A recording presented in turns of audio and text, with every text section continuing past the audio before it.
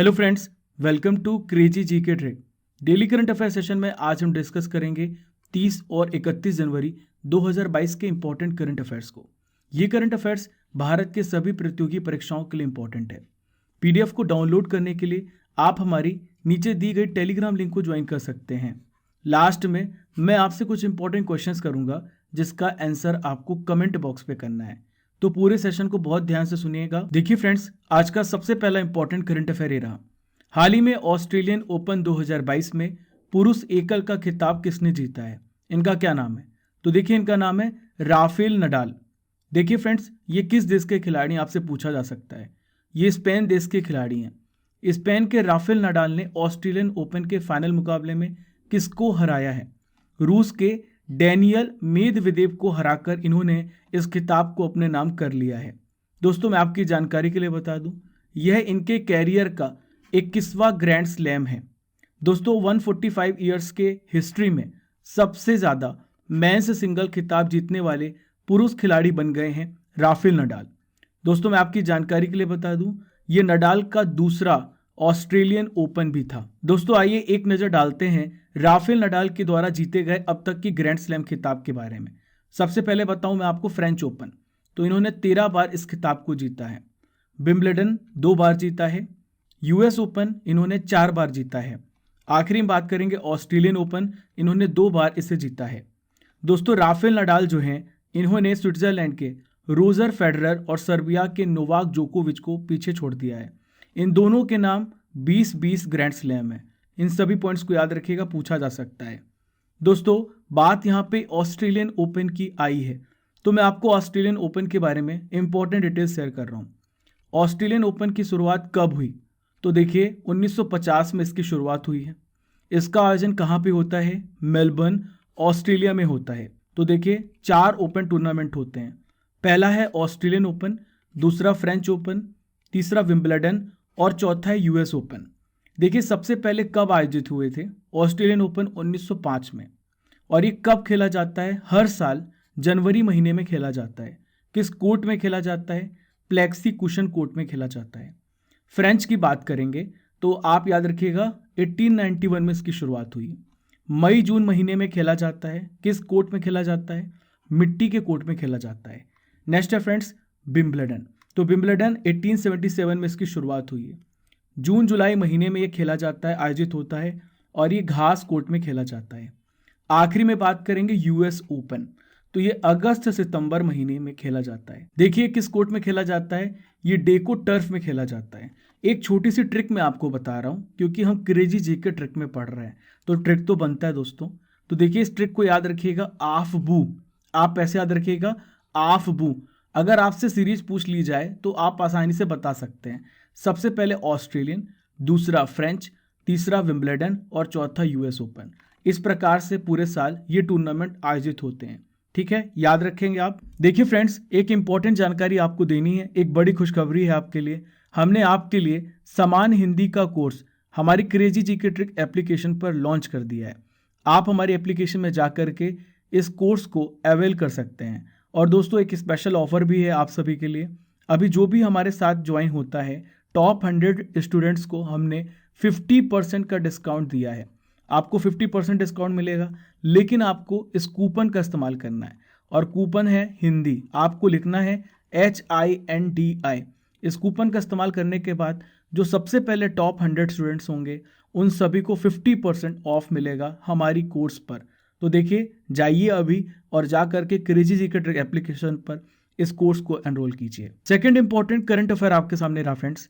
हाल ही में देश के नए मुख्य आर्थिक सलाहकार, चीफ इकोनॉमिक एडवाइजर किसे नियुक्त किया गया है? इनका क्या नाम है?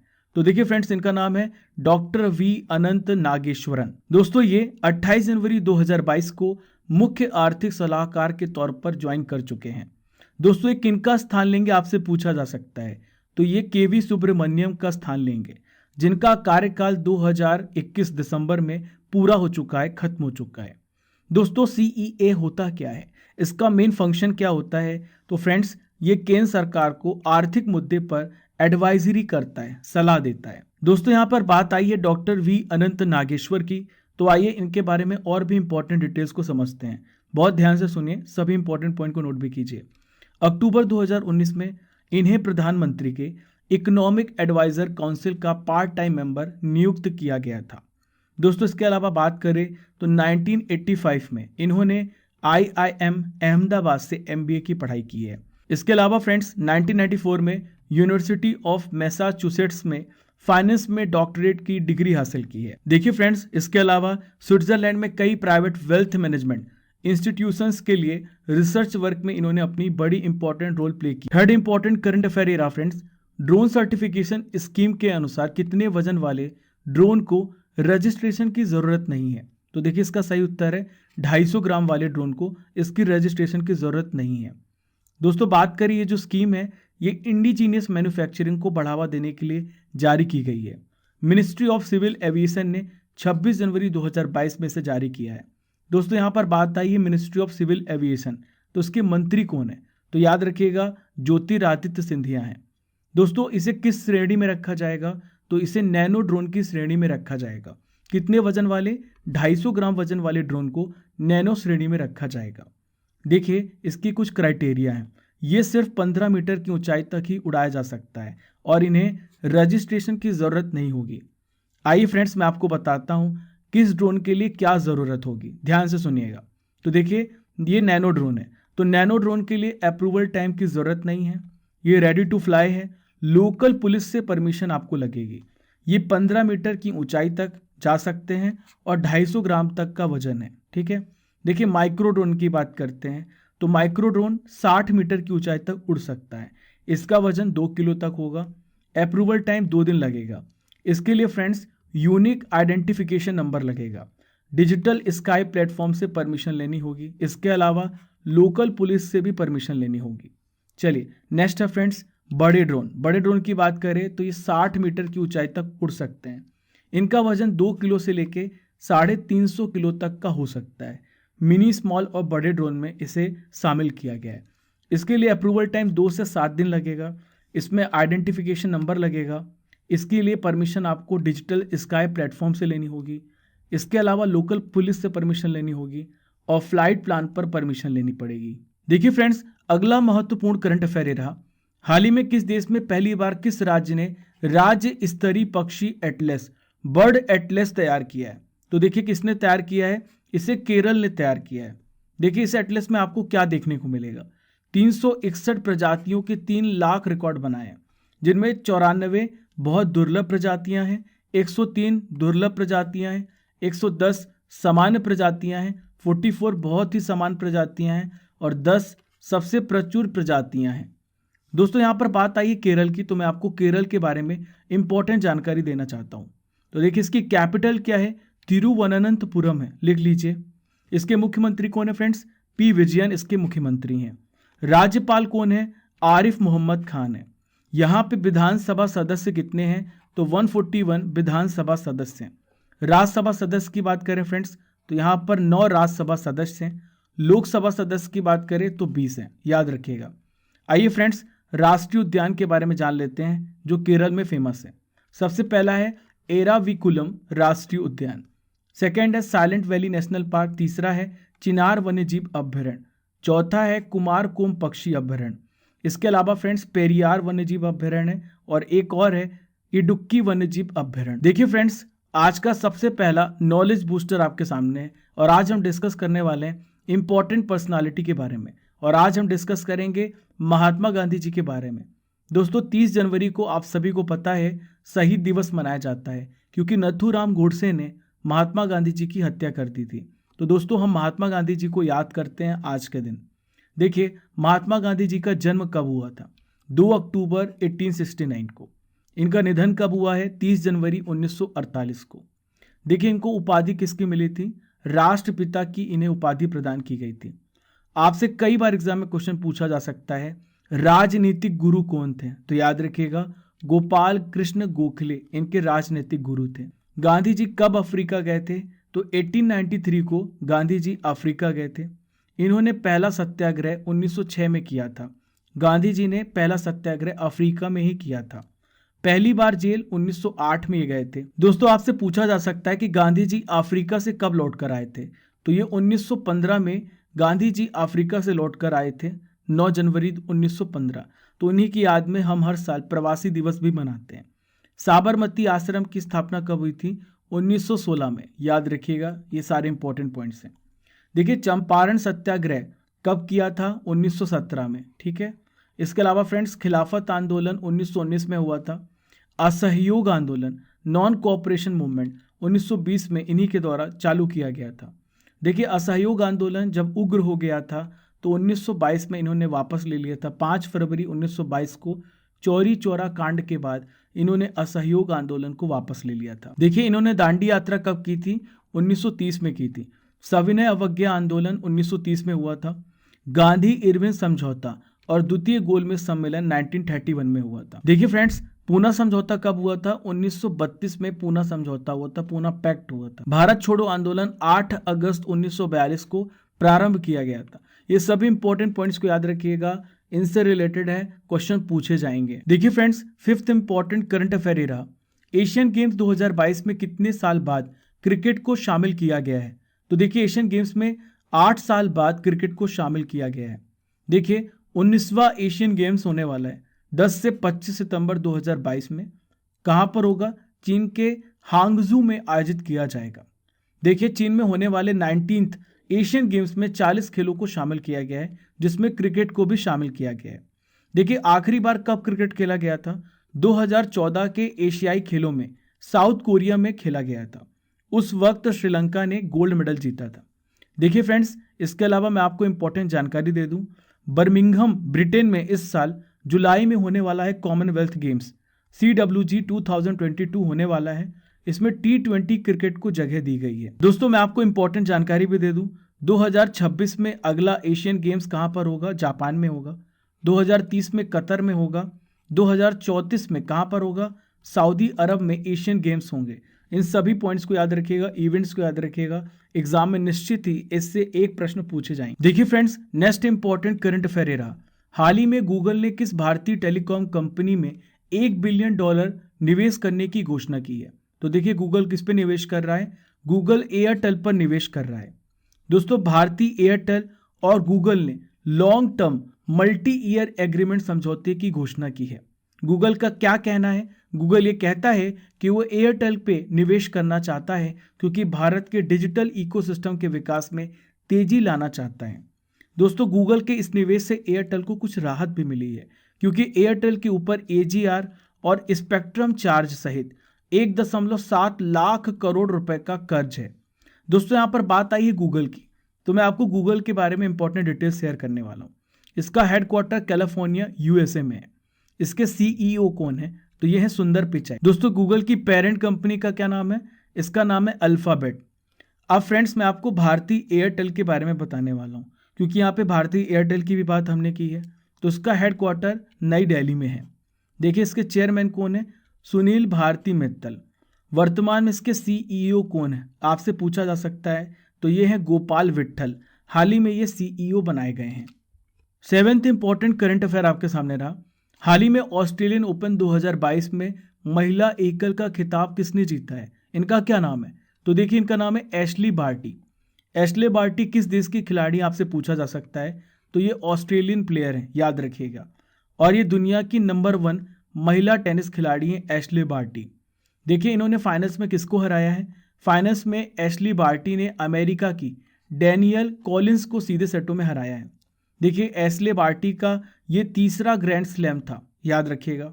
44 साल के बाद, लगभग 44 साल के बाद एशले बार्टी महिला सिंगल्स का खिताब जीतने वाली पहली महिला ऑस्ट्रेलियाई खिलाड़ी बन गई हैं। दोस्तों, अब मैं आपको दूसरा नॉलेज बूस्टर प्रोवाइड करने वाला हूं और आज हम जानेंगे भारत के बड़े राष्ट्रीय उद्यान नेशनल पार्क्स के बारे में, जो एग्जाम की दृष्टि से बहुत इंपॉर्टेंट है।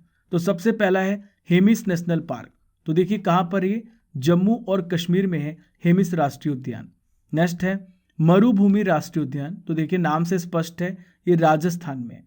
गंगोत्री राष्ट्रीय उद्यान, गंगा कहाँ से निकलती है? उत्तराखंड से निकलती है। ये तो सिंपल ट्रिक से आप याद रख पाएंगे। देखिए, अगला है फ्रेंड्स नमदफा राष्ट्रीय उद्यान। कहाँ पर है ये? अरुणाचल प्रदेश राज्य में। एक छोटी सी ट्रिक से आप इसे याद रखेंगे, अरुणाचल यहाँ से दफा हो जा, तो आप याद रखिएगा अरुण से अरुणाचल प्रदेश और दफा से नमदफा राष्ट्रीय उद्यान।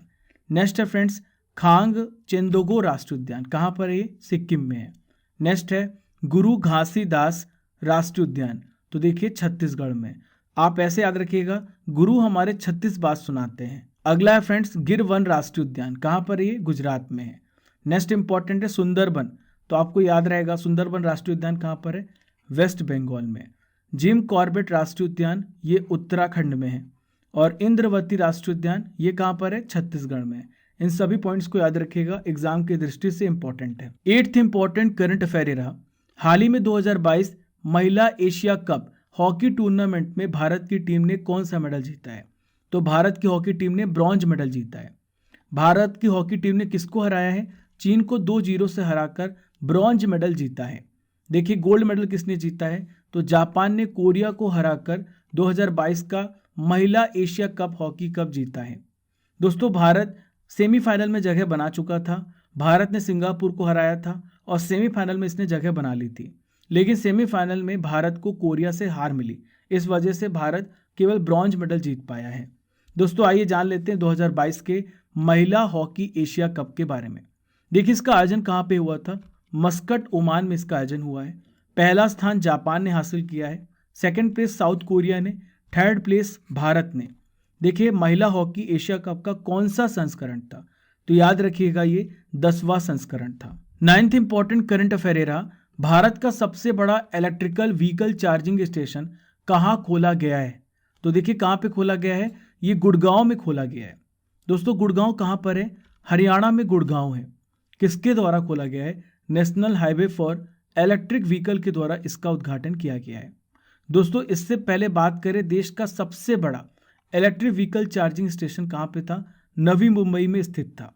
दोस्तों इसमें 100 चार्जिंग पॉइंट हैं, जिसमें 72 AC चार्जर हैं और 24 क्या हैं? DC फास्ट चार्जर शामिल हैं। देखिए फ्रेंड्स करंट अफेयर्स की रसमलाई आपके सामने है, यानी 2021 के इंपॉर्टेंट करंट अफेयर्स को डिस्कस करेंगे। पहला क्वेश्चन है नगदक पेलगी खोरलो से PM मोदी को किस देश ने सम्मानित किया है? तो देखिए भूटान देश ने सम्मानित किया है। किस राज्य में गंगा एक्सप्रेस वे परियोजना का शिलान्यास किया गया था? तो देखिए कहाँ पे किया गया था? यूपी में। दिग्गज फुटबॉलर सर्जियो एगुएरो सिर्फ 33 साल की उम्र में फुटबॉल को हमेशा के लिए इन्होंने अलविदा कह दिया। ये किस देश से हैं? तो ये अर्जेंटीना देश से हैं। शाकाहारी मीट कंपनी गुड डॉट ने किसे अपना ब्रांड एम्बेसडर बनाया है? तो देखिए नीरज चोपड़ा को बनाया है। किसके द्वारा खेलो इंडिया महिला हॉकी लीग का उद्घाटन किया गया है?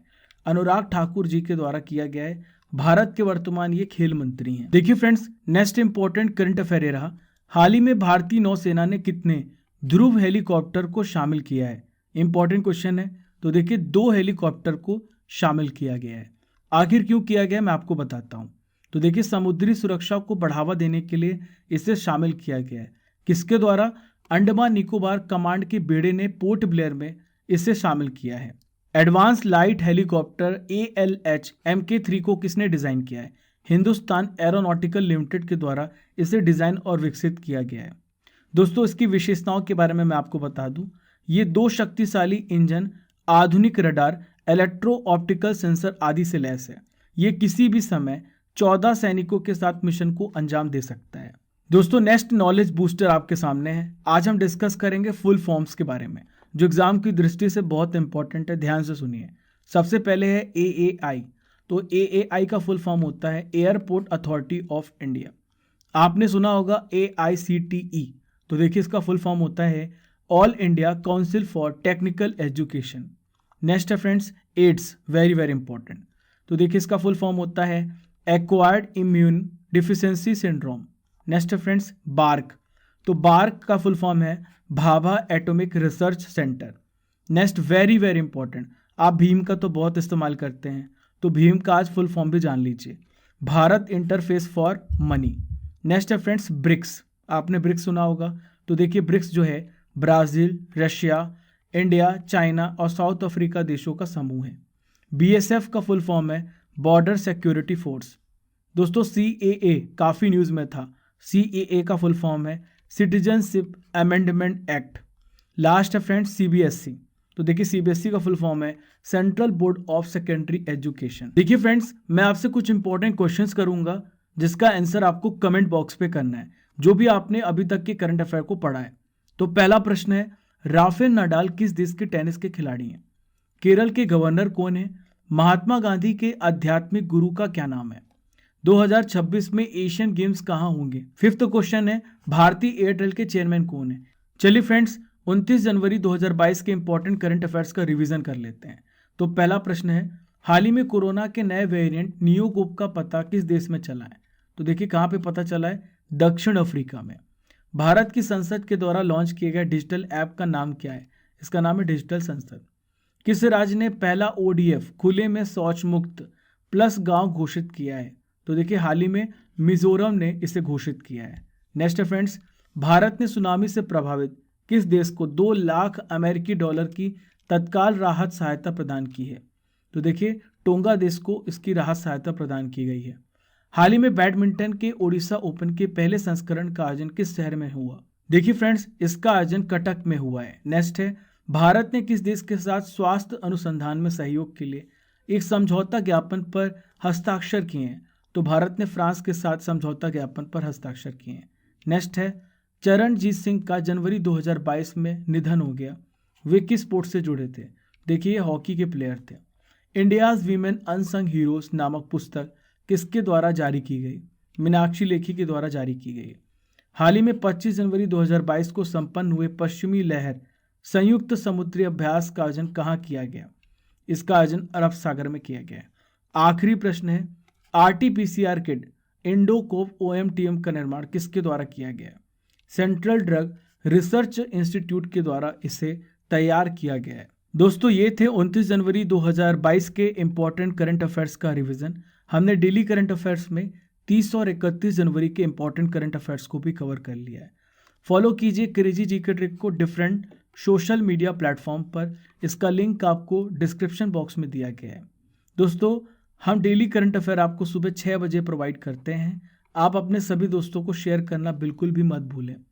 पहली बार हमारे चैनल पर आ रहे हैं तो सब्सक्राइब कर लें और बेल आइकन बटन दबा लें ताकि आपको हमारी हर नोटिफिकेशन सबसे पहले मिल सके। Keep liking, keep sharing our channel crazy GK trick. जब तक तोड़ेंगे नहीं तब तक छोड़ेंगे नहीं। Thank you friends.